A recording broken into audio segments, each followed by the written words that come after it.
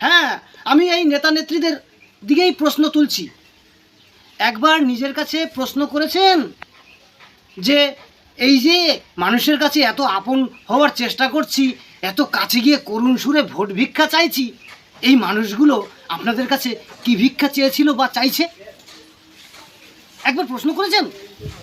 বা এটা প্রশ্ন করেছেন যে আমাদের সাথে সাধারণ মানুষের সম্পর্কটা কেমন, কতটা দূরত্ব বা কতটা কাছের? প্রশ্নের উত্তর আপনার কাছেই আছে, কিন্তু সেই উত্তর আপনারা বলতে পারবেন না। পারবেন না, উত্তর আমি বলে দিচ্ছি। আপনাদের কি করা উচিত ছিল?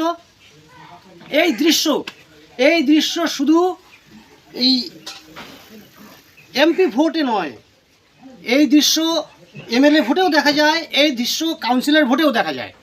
তবে তার রকম ভেদ একটু আলাদা আলাদা, সেই ব্যাপারে